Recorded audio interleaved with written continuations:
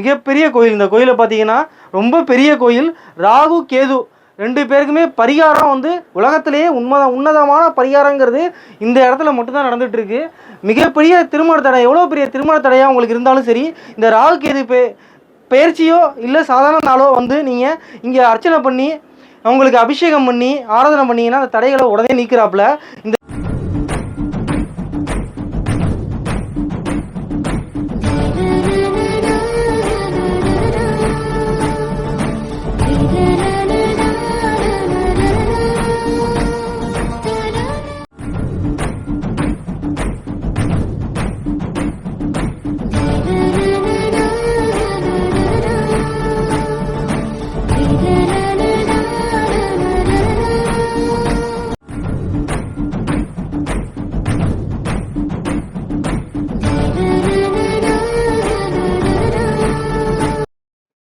இவர்தான் ஜல விநாயகர்.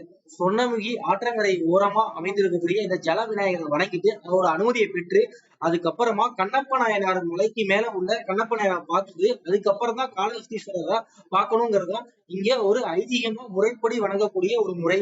கண்ணப்ப நாயனார் மலைக்கு மேல ஏறக்கூடியவங்க 180 படி கிட்ட வந்து ஆட்டோலயே 1 கிலோமீட்டர் பயணிச்சு அதுக்கப்புறம் ஒரு 50 படிக்கட்டு ஏறி தரிசிக்கலாம். சுலபமான முறை இது. ஆட்டோ மூலியமா ஒரு 3/4 மலையை நம்ம ஆட்டோ மூலியமே கடந்துடலாம். அதுக்கப்புறம் ஒரு 50 படி ஏறி தரிசிச்சா போதும். கண்ணப்ப நாயனாரை சுலபமா தரிசிக்கலாம். அதுக்கப்புறம் இங்க காளஹஸ்தீஸ்வரர் வணங்கணும்னா எல்லா விதமான தோஷங்கள் எல்லாத்தையுமே நீக்கி ஒரு நல்ல வாழ்க்கையை வந்து நம்மளுக்கு வழங்குறதுக்காக காளஹஸ்தீஸ்வரரும் ஞானாம்பிகையும் காத்துட்டு இருக்காங்க அப்படிங்கிறத நம்ம பார்ப்போம். மேற்கொண்டு இந்த கோயிலை பத்தி தலைவர்களோட மேற்கொண்டு பார்த்துக்கிட்டே போவோம் வாங்க. இப்போ வந்திருக்கிறது திருக்காளஹஸ்தி, ஸ்ரீ காளஹஸ்தின்னு வழங்குவாங்க. இந்த கோயில் திருப்பதியிலேருந்து கரெக்டாக ஒரு 40 கிலோமீட்டர் தொலைவில் ஸ்ரீ காளஹஸ்திங்கிற தலத்தில் வந்திருக்கோம். பஞ்சபூதங்களில் வாயுக்குள்ளான ஸ்தலம் தான் இந்த ஸ்ரீ காளஹஸ்தி ஸ்தலம். இந்த ஸ்ரீ காளஹஸ்தியோட பேர் காரணத்தை முதல்ல பார்த்துருவோம். ஸ்ரீ என்றால் சிலந்தி என்று பொருள், அதே மாதிரி காளம் என்றால் நாகம் என்று பொருள், அதே மாதிரி அத்தி என்றால் யானை. இவங்க 3 பேரும் சேர்ந்து இந்த முக்தி அடைஞ்சாங்க இந்த ஸ்தலத்தில். அவங்களோட பேரை தான் ஸ்ரீ காளஹஸ்தி அப்படின்னு சொல்லி இந்த கோயிலை வழங்குறாங்க. மிகப்பெரிய கோயிலுங்க, மிகப்பெரிய கோயில். இந்த கோயிலை பார்த்தீங்கன்னா ரொம்ப பெரிய கோயில். ராகு கேது 2 பேருக்குமே பரிகாரம் வந்து உலகத்திலேயே உன்னதமான பரிகாரங்கிறது இந்த இடத்துல மட்டும்தான் நடந்துட்டு இருக்கு. மிகப்பெரிய திருமண தடை, எவ்வளோ பெரிய திருமண தடையாக உங்களுக்கு இருந்தாலும் சரி, இந்த ராகு கேது பெயர்ச்சியோ இல்லை சாதாரண நாளோ வந்து நீங்கள் இங்கே அர்ச்சனை பண்ணி அவங்களுக்கு அபிஷேகம் பண்ணி ஆராதனை பண்ணிங்கன்னா அந்த தடைகளை உடனே நீக்கிறாப்புல.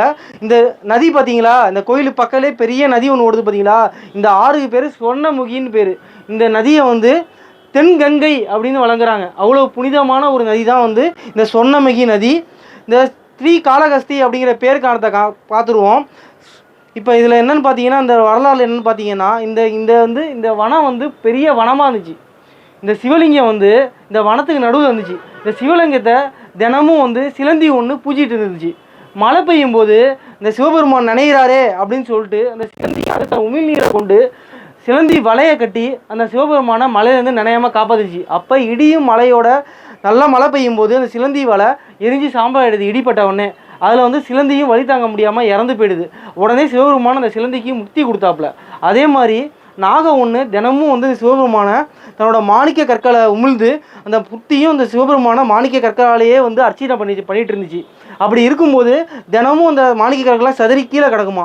இது என்ன நடக்குதுன்னு சொல்லிட்டு இந்த நாகம் வந்து ஒளிஞ்சிருந்து பார்க்கும்போது ஒரு யானை வந்து அந்த சிவபெருமானை நம்ம பூஜிக்கணும்னு சொல்லிட்டு இந்த சொர்ணமுகி ஆற்றுலேருந்து நீர் எடுத்துகிட்டு வந்து பீச்சி அடித்து இந்த சிவபெருமானை வந்து அபிஷேகம் பண்ணிட்டு இருந்தாப்புல. அப்படி இப்போ அபிஷேகம் பண்ணும்போது பார்த்தீங்கன்னா அந்த மாணிக்க கற்கள்லாம் சதறி கீழே விழுந்துருச்சான். இதை தாங்க முடியாமல் பாம்பு வந்து தினமும் இவங்க தான் இப்படி பண்ணுறாங்க போல்ருக்கு, யானை தான் வந்து பண்ணுதுன்னு சொல்லிட்டு நேராக தும்பிக்கைக்குள்ளே யானோட தும்பிக்கைக்குள்ளே புந்துறாப்புல நாகம். அதுக்கப்புறம் மூச்சு விட முடியாமல் நாகமும் அந்த யானையும் போய் பாறையில் மோதிடுறாங்க. மோதி 2 பேருமே இறந்துடுறாங்க. இவங்க 2 பேரோட பக்தியும் பார்த்து பரவசம் அடைஞ்ச சிவபெருமான் அவர்களுக்கு உடனே முக்தி தந்த ஸ்தலமாகவும் இந்த ஸ்தலம் விளங்குறதுனால தான் ஸ்ரீ காளஹஸ்தி. ஸ்ரீ வந்து சிலந்தி, காளம்னா நாகம், அத்தி என்றால் யானை.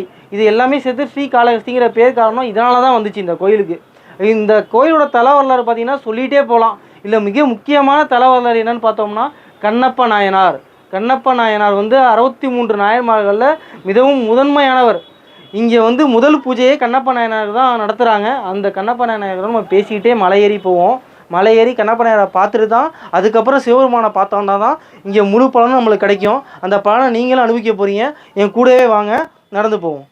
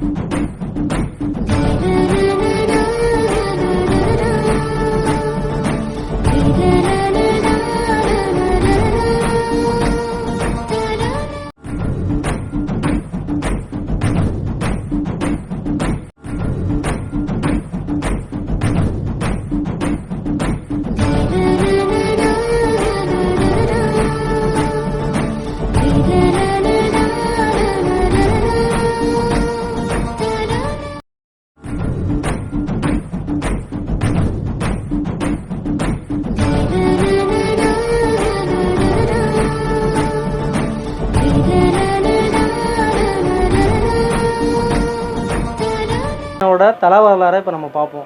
தினமும் வந்து கண்ணப்ப நாயனார் இப்படி எப்படி பூஜை பண்ணாப்புல, அதை எப்படி சிவபெருமான் வந்து உலகம் பூரா காமிச்சாப்புல அப்படிங்கிறத நம்ம எடுத்து சொல்லுவோம்.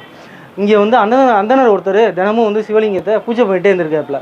அந்த அந்தனர் பூஜை பண்ணிட்டு போன பிறகு பார்த்தீங்கன்னா கண்ணப்ப நாயனார் இந்த சிவபெருமானை பார்த்துருக்காப்புல. பார்த்துட்டு சிவபெருமான் வந்து பசியோடு இருப்பார் அப்படின்னு சொல்லிட்டு அவர் ஒரு வேடன் கண்ணப்ப நாயனார் வந்து தின்னனார் அப்படிங்கிறவர் தான் கண்ணப்ப நாயனார் மாறுறாப்புல. அந்த தின்னனாருங்கிறவர் இந்த வந்து சிவலிங்கம் வந்து பசியாக இருக்குன்னு சொல்லிட்டு தான் வேட்டையான பன்றியோட இறைச்சியை தினம் வந்து இந்த சிவபெருமானுக்கு வச்சு நிவேதனமாக படைக்கிறாப்புல.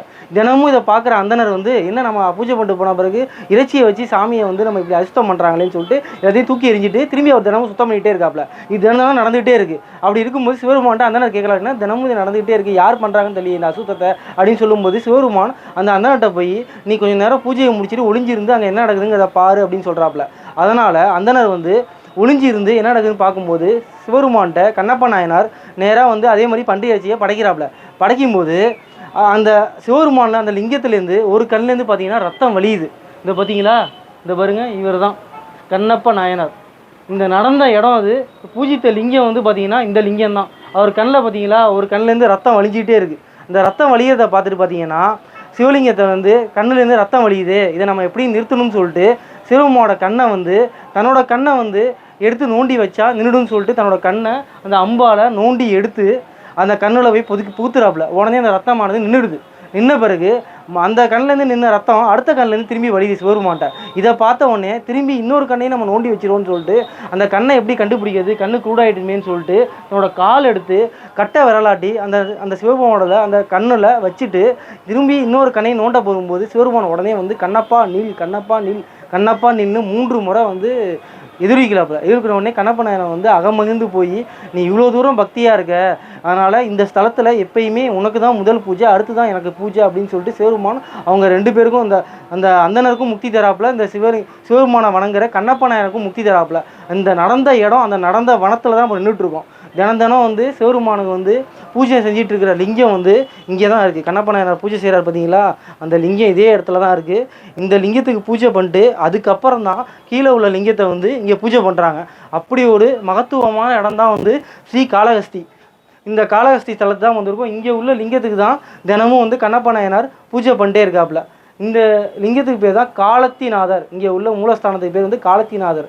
அம்மாவோட பேர் வந்து ஞானப்பிரசனாம்பிகை. இன்னமும் வந்து இந்த சிவலிங்கம் கீழே இருக்குது பார்த்தீங்களா, கீழே வந்து வாயுலிங்கமாக அருள் புரியாப்புல. அந்த வாயுலிங்கத்தில் யானை வழிபட்டதா சொல்கிறோம்ல, அந்த யானை வழிபட்டதோட தந்தம் 2 தந்தமும் சிவபெருமான இடையில இருக்குது. அதே மாதிரி சிலந்தி வந்து அந்த சிவபெருமானோட பின்பக்கம் இருக்காப்புல. அதே மாதிரி இன்னொன்று நாகம் 5 தலைக்கு சிவபெருமான் காட்சி தராப்புல. அதே மாதிரி வாயுலிங்கமாக இதை இப்போ எதுக்கு போட்டுறாங்க அப்படின்னு சொன்னால் வாயு பகவானுக்கு உயர்ந்த ஸ்தலம் வந்து இந்த திரு காளஹஸ்தி ஸ்தலம். இப்போ அப்படி சிதம்பரம் வந்து ஆகாயத்துக்குரியது, அதே மாதிரி திருவண்ணாமலை அக்னிக்குரியது. அது மாதிரி வாயுக்கு உள்ள வாயு தோஷம் உள்ளவங்க எல்லாருமே வந்து இந்த சிவலிங்கத்தை வந்து வழிபடலாம். அப்படி ஒரு மிகவும் பிரசித்தி பெற்ற ஸ்தலம் தான் வந்து ஸ்ரீ காளஹஸ்தி. இன்னும் சிறப்பு நம்ம சொல்லிட்டே போகலாம். இந்த காற்று கூட உள்புக முடியாத கர்ப்பகிரகத்தில் பார்த்தீங்கன்னா அந்த வாயு லிங்கமாக இருக்கிற சிவபெருமான்கிட்ட விளக்கெறியும் போது காற்று சுற்றி அடிச்சுக்கிட்டே இருக்குது. விளக்கு அசைகிறத இன்னமும் நம்ம பார்க்கலாம். அந்த அளவுக்கு வந்து வாயு வந்து அங்கே நிரம்பி காற்றால் நிரம்பி இருக்குது அந்த சிவலிங்கம். அந்த லிங்கம் வந்து முழுக்க முழுக்க காற்றால் தான் இருக்குது. பீடம் மட்டும் தான் வச்சுருக்காங்க, காற்று மட்டும்தான் முழுசாக வந்து லிங்கத்தில் இருக்குது. கண்ணப்ப நாயனார் கண்ணை நோண்டி வைக்கிற அந்த வடு கூட இன்னமும் அந்த லிங்கத்தில் இருக்குது. இவ்வளோ சிறப்பு பெற்ற ஸ்ரீ காளஹஸ்தி ஸ்தலத்துக்கு நீங்களும் திருப்பதி வந்தாலும் சரி, இல்லை நேராக ஸ்ரீ காளஹஸ்தி வந்தாலும் சரி, கண்டிப்பாக நீங்கள் எல்லாருமே வந்து நேரில் வந்து இந்த சிவலிங்கத்தை பார்த்து இந்த அருளை பெறணும் அப்படிங்கிற நோக்கத்தில் தான் தமிழ் கடவுள் யூடியூப் சேனலில் நீங்கள் இவ்வளோ தூரம் வந்து உங்களை எல்லாமே கவர் பண்ணி போட்டிருக்கோம். மறக்காமல் நம்ம சேனலை லைக் பண்ணுங்கள், ஷேர் பண்ணுங்கள், அதை தெரிஞ்சவங்க எல்லாருமே சப்ஸ்கிரைப் பண்ணுங்கள். அடுத்து ஒரு யாத்திரையில் நம்ம உங்களை பார்ப்போம். நன்றி, வணக்கம்.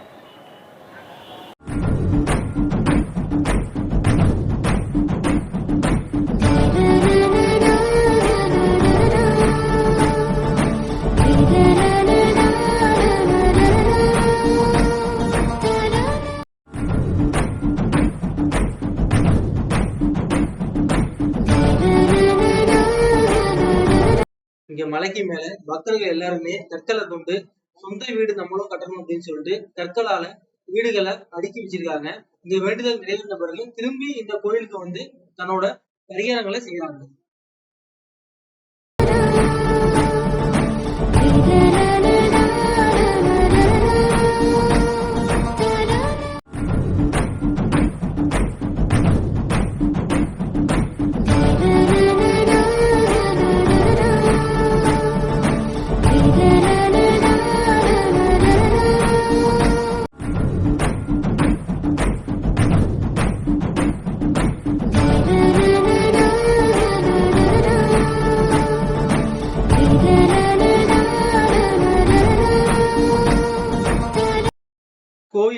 கோயிலோட கர்ப்ப கிரகத்தை நோக்கி நம்ம சென்று கொண்டிருக்கிறோம்.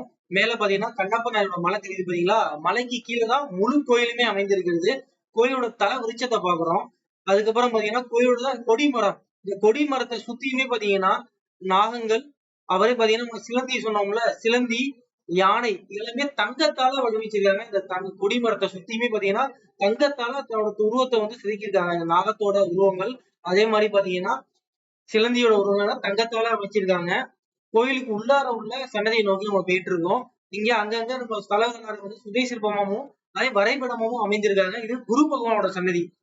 அதுக்கப்புறம் பாத்தீங்கன்னா சிவலிங்கம் இருக்கு பாத்தீங்களா? அந்த சிவலிங்கம், அம்மன் சன்னதி எல்லாமே உள்ள வந்து கோயில் சன்னதிக்கு உள்ளார இருக்கும். இங்க வந்து பல யாகங்கள் நடந்துட்டு இருக்குங்க. பல பெரிய மனிதர்களால, விஐபியால பல யாகங்கள் வந்து கோயில தினம் தினம் வந்து யாகங்கள் நடந்துகிட்டே இருக்கு. ஏன்னா கால சிற்ப தோஷம் அப்படிங்கிறது மிகப்பெரிய தோஷம். அந்த தோஷத்தை வந்து பரிபூர்ணமா விளக்குற ஸ்தலம் வந்து அற்புதமான ஸ்தலம் தான் வந்து இந்த காளஹஸ்தி திருத்தலம்.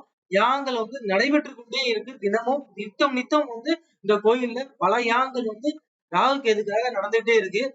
கோயிலை நோக்கி போயிட்டு அதுக்கப்புறம் நம்ம திரும்பி வெளில வரும்போது இங்க வந்து அன்னப்பிரசாத சன்னதி வந்து பாத்தீங்கன்னா அன்னப்பிரசாதம் வந்து தினமுமே வந்து கிழக்கு வாசல், மேற்கு வாசல் சொல்லிட்டு எல்லா வாசலுமே இருக்கு. அதே மாதிரி கோமாதாக்கும் வந்து இந்த பூஜைகள் வந்து தினமும் நடத்திட்டு இருக்காங்க. அன்னதானம் பாத்தீங்கன்னா தினமுமே திருப்பதியில உள்ள மாதிரி 3 வேளைகளும் வந்து நித்தமும் அன்னதானம் வந்து இங்க நடந்துட்டு கொண்டே இருக்குது. காலம்புற வந்து சிற்றுண்டியும், மதியானம் வந்து சாப்பாடும், இரவும் வந்து அன்னதானம் வந்து முழு நேரமுமே வந்து இந்த கோயில்ல வந்து மிகவும் நேர்த்தியா செஞ்சு பக்தர்களுக்காக வழங்கிட்டு இருக்காங்க. அன்னப்பிரசாத கவுண்டரை பார்த்துட்டு இருக்கோம். தினமுமே இந்த அன்னதானம் நடந்துட்டு இருக்கிறதுனால தினமுமே இதை வந்து நீங்க பயன்படுத்திக்கலாம். அதுக்கப்புறம் பாத்தீங்கன்னா லட்டு பிரசாதம். லட்டு பிரசாதம் பாத்தீங்கன்னா இந்த கோயில்ல வந்து 15 ரூபாய் விலைக்கு வந்து நம்ம எவ்வளவு லட்டு வேணாலும் வந்து வாங்கிக்கலாம். அதே மாதிரி புளியோதரை, மிளகு வடை எல்லாருமே வந்து நித்தமே வந்து குறைந்த விலையில வந்து இந்த அன்னதான கவுண்டர்ல வந்து நம்ம வாங்கிக்கலாம். மிகவும் குறைந்த விலையில தரமான ஒரு லட்டு பாத்தீங்கன்னா 15, பெரிய லட்டு வந்து 100 ரூபாய், வடை, புளியோதரை எல்லாமே கிடைக்குது. இதுல எல்லாமே நீங்க வந்து பயன்படுத்திக்கலாம் இந்த கோயில்ல. மிகவும் ஒரு அற்புதமான ஒரு கோயில் வந்து 4 வாசப்படி சொன்னோம் பாத்தீங்களா? அந்த சிவலிங்கம் பாத்தீங்கன்னா, அடுத்து முருகர், நம்ம தமிழ் கடவுள் முருகர் சன்னதி எல்லாத்தையுமே வந்து பாக்குறோம் நம்ம. இவர்தான் பாதாள கணபதி. ஒரு முறை அகத்திய முனிவர் காளஹஸ்திக்கு வராப்புல விநாயகர் பெருமாளை வழிபட மறந்துடுறாப்புல. அதனால விநாயகர் பெருமாள் கோபம் கொண்டு இங்க உள்ள சொர்ணமுகி ஆற முற்றிலுமும் வற்ற செஞ்சிடறாப்புல. தன்னோட தவற உணர்ந்த அகத்திய பெருமாள் இங்க உள்ள விநாயகர் பெருமாள் வழங்கிட்டு அவரே தன்னோட கையால பாதாள கணபதியா வந்து ஒரு விநாயகரை தோற்றுவிச்சு, பாதாளத்துல தோற்றுவிச்சு அதை வந்து வழிபடுறாப்புல. இவரை பார்க்கணும்னா 20 அடி பள்ளத்துல 20 படிக்கட்டை தேடி இறங்கி வணங்கிட்டு திரும்பி மேல ஏறி போகணும். அதான் பாதாள கணபதியோட மிக சிறப்பான ஒரு கணபதி. இந்த பாதாள கணபதி வணங்கிட்டு நம்ம சிவபெருமானை வாங்கினோம்னா முழு பலனையும் நம்ம பெறலாம். அப்படி ஒரு கணபதி தான் இந்த பாதாள கணபதி. இந்த பாதாள கணபதி பார்த்துட்டு இந்த அம்மன் சன்னதி பார்த்தோம்னா ஞானாம்பிகை சன்னதி. 51 சக்தி பீடத்துல ஞான சக்தி பீடமா வழங்கக்கூடிய மிக சிறப்பான அம்மன் தான் இந்த ஞான சக்தி பீடமான ஞானாம்பிகை அம்மன்.